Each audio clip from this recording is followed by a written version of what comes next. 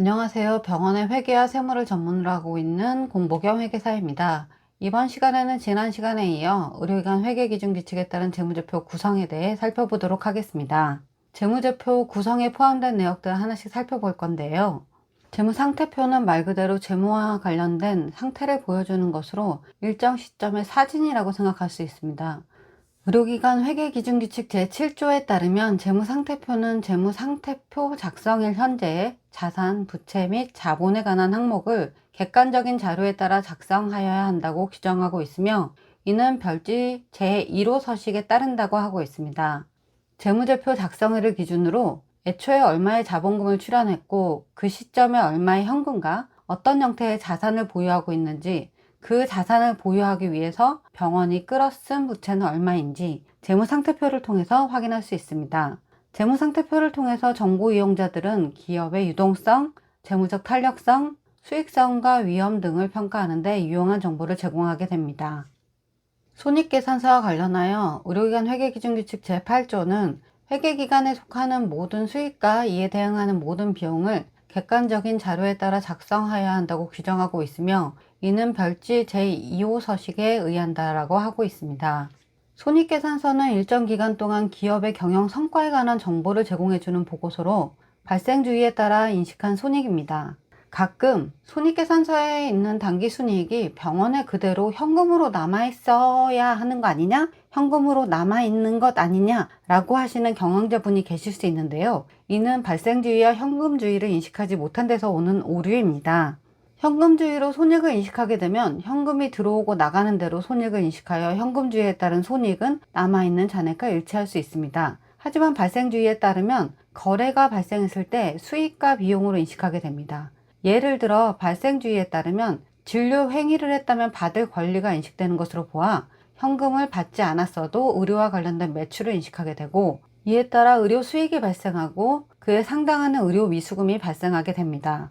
마찬가지로 위에 진료 행위를 위해 수술 재료를 사용하였다면 수술 재료 대금을 지급하지 않았더라도 비용과 부채로 인식하게 됩니다. 또한 수술을 위한 의료기기를 현금으로 일시 구매하였다면 구매 시점의 전액을 비용으로 인식하는 것이 아니라 그 자산을 통해 진료 행위를 할 수 있는 기간 동안, 즉 경제적 내역연수 동안 비용을 나눠서 인식하게 됩니다. 이와 같은 차이로 인해 손익계산서상의 당기순이익은 그해 벌어들인 현금이 아니라는 점을 인식해야 의사결정에서 발생하는 오류를 줄일 수 있습니다. 이와 같이 작성된 손익계산서를 통해서 정보 이용자는 당해 회계기관의 경영 성과뿐만 아니라 미래의 현금 흐름과 수익 창출 능력 등을 예측할 수 있습니다.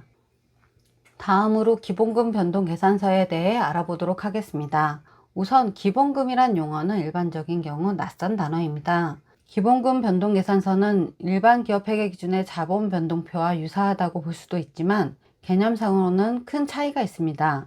일반 기업의 경우 자본금은 영리기업의 소유자가 사업의 미천으로 기업에 출자한 금액을 말하며, 이를 통해 사업에서 자산의 매각 등에 대한 중요한 의사결정에 대한 참여와 배당이나 자녀재산 분배에 대한 권리를 갖게 됩니다.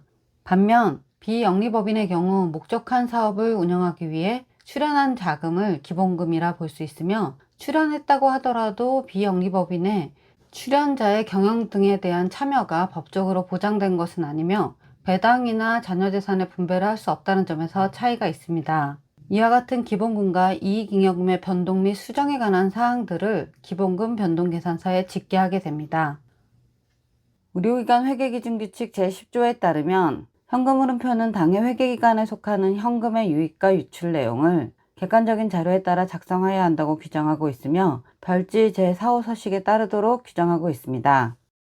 다만 병원의 개설자가 사립학교법에 따라 설립된 학교법인 또는 지방공기업법에 따라 설립된 지방공사인 경우에는 자금 수지 계산서로 이를 가름할 수 있습니다. 발생주의에 따라 작성하는 재무상태표는 일정 시점 현재 자산이 얼마인지, 그중 현금이 얼마인지를 보여주지만 그와 같은 현금이 어떤 과정을 통해 확보되었는지 알려주지 못합니다.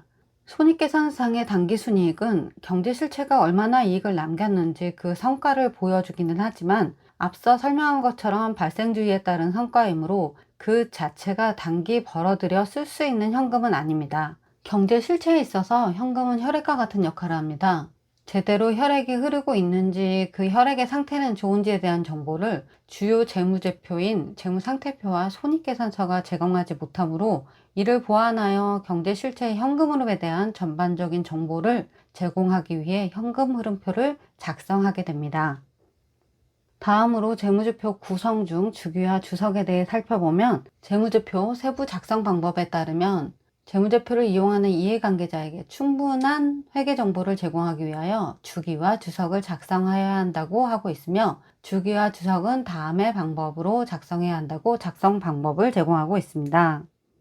여기서 주석에 대해 좀 더 알아보면 주석은 재무상태표 등에 압축적으로 표시된 정보에 대한 보충 정보를 제공함으로써 의료기관 재무제표를 이용하는 이해관계자들에게 병원의 경영 상황 등을 보다 잘 이해할 수 있도록 돕기 위해 작성하는 것입니다.